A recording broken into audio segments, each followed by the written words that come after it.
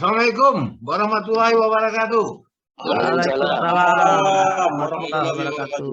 Aku rasa ini episode yang paling menggemparkan nanti. Kita di sini tokoh-tokoh musik ada di layar ini. Datuknya itu adalah Runa Jarasai, ya. Musik, pemilik band dulu Great Session. Great Session. Dan betul-betul yang mengabdi pada seni. Sampai pun Hari Yang Waspada dibikin ala besar-besar halaman musik. Tidak ada yang bisa mengalahkan Waspada saat itu. Halaman musik. Nah, kebetulan aku Bang Alis ditugaskan memegang redaktur halaman itu. Dia kita tahu lah, dia pelaku. Kemudian yang kedua itu ada Erwin Kampusi. Dia malah pelaku untuk mengadakan pagelaran-pagelaran. Aku ingat kali dulu tuh Erwin Kampusi ini menggerakkan musik-musik. Kemudian juga kita juga mengundang Dior Nanta.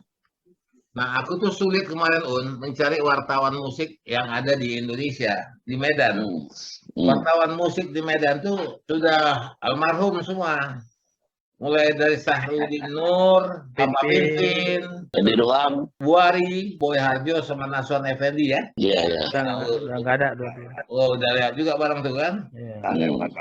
Nah, bukan di Indonesia juga, band Sleo sudah tak ada. Iya. Terus ada anak Medan satu tuh siapa yang pengamat musik yang udah meninggal tuh, Ganggun tuh rumahnya. Itu juga kuat juga tuh pengetahuan musik ya. Lupa aku namanya. Ya, karena udah meninggal udah lama juga. Ya, jadi orang musik banyak yang sudah pergi, tapi musik tak akan pernah pergi. Hebat itu Bang. Iyalah. Jadi kalau aku ingat Una nih, begitu cintanya dia sama musik, begitu hatinya sama musik ya, dia sampai tinggalkan jabatannya, malah kan dia tinggalkan pendidikannya untuk menjadi seorang dokter. Akhirnya dia jadi dokter musik ya kan gitu. Ya kan Una? Iya betul. Sejauh mana Una mencintai musik tuh? Kalau tadi sampai meninggalkan pendidikan ya. Padahal kan cita-cita mama dulu kan untuk menjadikan seorang dokter nih untuk si Una nih kan gitu. Tapi ternyata dia lebih jadi dokter alat dia kan begitu. Kalau tak salah dulu gitaris ya atau keyboard. Nyanyi aja lihat. Sama viola dia. Viola ya, oke. Kecintaannya sama musik terus sampai sejauh mana sebagai sebagai insan musik. Ya dulu gini kan, dulu kan lagi angkat-angkat ya band dulu situ di Medan itu. Dan dulu kita dibawa tanggung jawab juga dari koran kan. Koran waktu itu memberitakan mengenai musik-musik Medan. Kita jadi lupa lah, jadi dari sekolah udah tuh saya juga membantu orang tua di koran. Tahun berapa tuh Una? Tahun 70 lah, 71, 72. Udah tuh ya sekolah juga ke London kan. Sekolah jurnalistik. Nah, jadi dua, jadi ketinggalan itu walaupun udah dapat apalah kan. Udah sempat tahun kelima. Saya ingat aku kan kalau dikatakan bahwasanya kan musik bergeloranya tuh di Medan. Una kalau tidak salah itu band yang pertama tuh Great Session ya. Itu tahun berapa tuh Una? Yang mana? Yang Session. Yang Una yang apakan yang pertama kali? 72 ya. 72. Bang Alis nanya, apakah Great Session itu band pertama kau atau yang keberapa? Nah, pertama dulu pernah Rhythm King. Pernah ikut Rhythm King, pernah ikut Minstrel, pernah bikin diri sendiri namanya Revolution. Jadi habis itu bubar kan, datanglah si Muksin sama Rijali. Karena mereka kan si Rijali dari ABB, Muksin dari Lot GM. Aku sempat juga di Lot GM. Dari Lot GM, saya di Asmara dari anak buah Jayun. Jadi kumpul. Karena waktu itu aku alat kami apa kan, jadi latihanlah di latihanlah di rumah. Semangat aja. Bawalah space tracking dari itu. Nah, di sekitar tahun-tahun itu kan barangkali kita pemain musik ini kan lebih banyak kepada penyanyi barat ya. Tidak agak sepi lah kalau kita itu bicara tentang lagu-lagu Indonesia. Apa yang membuat itu tuh? Nah, apa yang menjadi buah pikiran kita? Karena lagi momennya. Momennya itu memang momennya lagi orang kan musik waktu itu kan kiblatnya ke Inggris. Kiblat musik di Medan itu kan ke Inggris, ke Emerson, ke Led Zeppelin, ke Beatles, ke Rolling Stone. Ya. Jadi semuanya arahnya ke situ, lagu-lagu barat yang gitu aja, nggak apa lagi. Nggak ada lagu-lagu Indonesia. Ya. Jadi ngikut itulah minstrel, dia bawa lagu-lagu barat juga. Jadi kalau sekiranya kalau kita bicarakan waktu itu, apakah anak-anak Medan saja yang berkiblat ke barat itu? Apakah misalnya kalau band-band Jakarta, band-band Bandung itu Sama ya? Sama Jakarta, God Bless, Rollis kan dia kiblatnya ke barat juga tuh. Udah itu orang Sikinan juga kan, orang Sikinan. Beda apa tuh deh orang Sikinan? Dia yang pegang saat timur tuh, lagu-lagu Genesis. Iya. Jadi semuanya memang kiblat ke barat. Bang Una, apa dulu itu kalau saya tangkap ada gengsi nggak membawakan lagu Indonesia, Bang? Makanya semuanya kiblatnya ke Inggris, Bang. Karena gengsi membawa lagu Indonesia. Ada. Ya kan? Saya dulu ada juga ngarang lagu, si Bukset, sama Rijaldi. Ada bawa lagu-lagu Indonesia. Oh, ada juga. Ada Rijaldi bawa lagu Suroja dia dulu. Cuma orang suka dia bawa lagu Suroja dulu zaman itu. Jadi dari 5 lagu nanti ada lagu Suroja gitu. Rijaldi yang nyanyi. Iya, Bang. Memang betul kata Sianta tuh. Waktu itu barangkali kan gengsi tadi kan supaya Bang. Kelihatan hebat sedikit kalau bisa bahasa Inggris kan begitu. Enggak,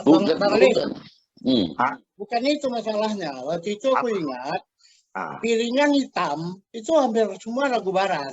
Indonesia belum banyak keluarkan. Kemudian waktu itu radio amatir itu berkembang. Radio amatir berkembang, lagu-lagu barat semua piringan hitam. Kemudian ada panggung gembira. Nah, itulah yang panggung gembira. Itulah yang membuat musik ini pemain-pemain ini Medan.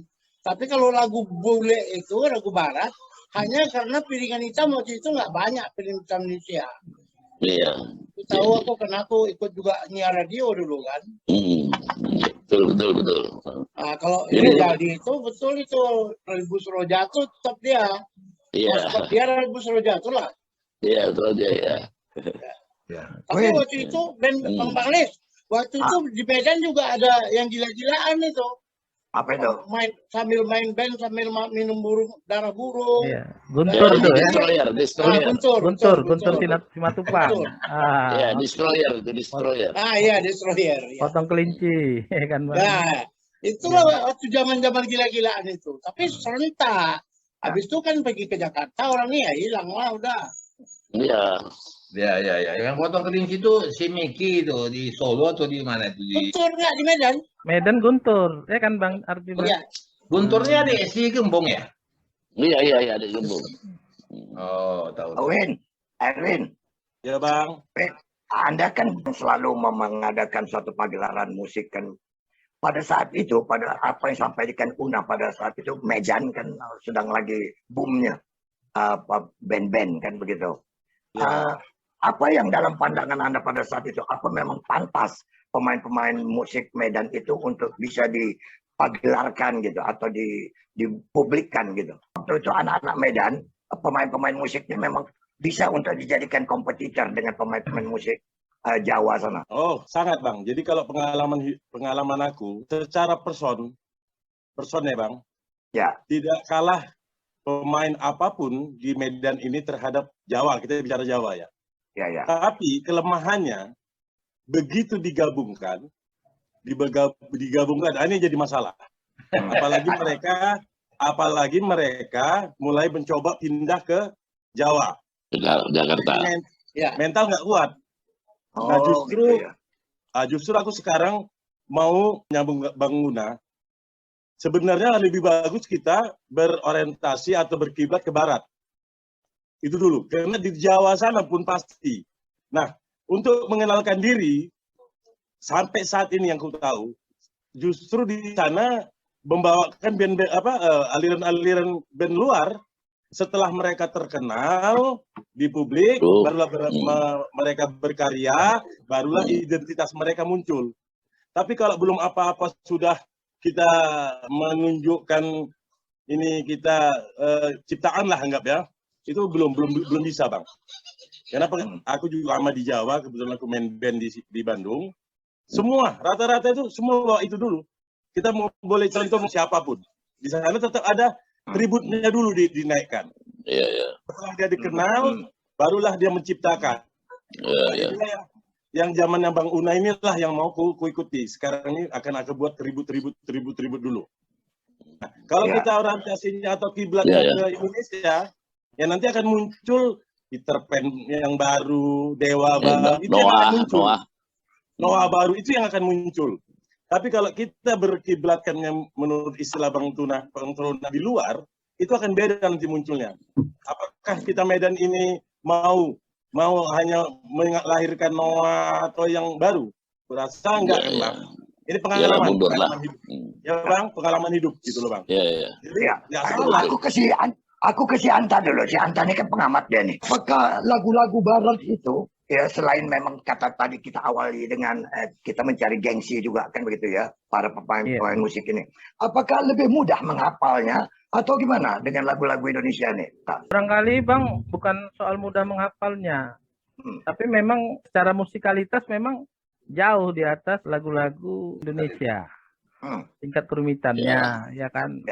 Sampai sekarang aja misalnya seperti lagu-lagu Yes, saya rasa belum ada yang bisa ini band Indonesia menjadikan seperti yang ada Genesis ya kan Bang, Kopi ya kan. Tapi kalau Yes sampai sekarang atau Pink Floyd pun paling 1-2 bisa dimainkan oleh band-band kita. Betul. Kualitas berarti ujungnya, ya kan, baik lirik maupun komposisinya. Kalau menurut saya begitu. Jadi aku potong dulu, Bang Halis. Barangkali begini, beda zaman kita kalau berbeda. Abang di atas kami lah, ya. Aku sama sepantaran. Aku bilang bahwa dulu lagu Indonesia itu ya susah sekali untuk masuk ke kelompok-kelompok remaja. Ya paling kita tahu itu SFND, ya Fatwa Pujangga. Iya. Kalau disuruh ke depan kelas nyanyi, yang awak nyanyi Fatwa Pujangga lah. Ya kan? Nah, kemudian tahun 64 masuklah The Beatles. Kan? Dan kemudian masuklah plat-platnya itu. Bang Halis sendiri, dia di zaman Elvis Presley. Dia bersama dengan Amin Ivo. Rock and roll lah ya. Awal-awal rock and roll. Ya, Blues Red Shoes, King Creole, itu dia. Kiblatnya Amerika ya. Amerika. Ya. Maka begitu Beatles, Rolling Stone, dan grup-grup Inggris, kebetulan juga pada saat itu Bang, radio-radio berkembang. Setiap radio memutar lagu-lagu barat, tidak ada yang mutar Indonesia. Bukan hanya itu, piringan hitam yang tersedia juga nggak banyak Indonesia. Itu kan piringan hitam bule semua, barat semua. Betul. Jadi memutar pun paling waktu itu apa namanya, macam orang Jawa penyanyi keroncong, seperti itu yang ada. Dari Remakus ya Bang? Iya. Kalau kita bilang begini Anta ya, kalau kita bilang apakah pada era itu pembuat lagu Indonesia itu relatif sedikit sekali, sehingga akhirnya kita lebih banyak mengapakan selain daripada yang dikatakan Una maupun Erwin tadi, bahwasanya ya pada saat itu memang lagi trennya kan begitu. Apakah memang pada saat itu penyanyi-penyanyi Indonesia, tapi Ahmad Albar kan rata-rata dia lagu Indonesia kan begitu. Jadi gini, sudah terkenal ya. Terkenal ya. Jadi gini Bang, kalau aku lihat dari perjalanannya. Jadi aku kan meliput itu dimulai dari 80-an. Jadi waktu itu Rock Medan mulai bangkit lagi oleh Kak Ayun ya, melalui Siblong. Nah, di Siblong itu anak band semua pada main lagu-lagu barat. Ya, lagu-lagu rock barat. Tetapi kemudian setelah muncul Lock Slebor mengadakan festival rock se-Indonesia, itu sudah mulai ada dorongan untuk menciptakan lagu-lagu berlirik Indonesia. Walaupun misalnya seperti power metal itu sangat-sangat mengadaptasi, saya tidak mengatakan meniru ya, mengadopsi daripada Halloween. Kalau kita dengar Halloween itu kita dengar power metal, speed metal mereka mainkan hampir sama, Angkara ya gitu kan Win. Nah kemudian setelah Lock Slebor itulah akhirnya lagu-lagu rock Indonesia itu dengan lirik Indonesia itu diterima oleh publik, termasuk juga oleh anak-anak band. Kalau dulu saya tangkap waktu masih tahun 80-an itu termasuk saya sendiri kan saya ikut juga band beberapa teman itu gengsi untuk membawakan lagu Indonesia. Hanya ada beberapa misalnya lagu God Bless ya waktu itu God Bless, kemudian Ikang Fauzi, kalau ceweknya Niki Astria. Di Tapi luar tunggu dulu Dior, aku Ya. bisa mundur sedikit dari masa kau itu.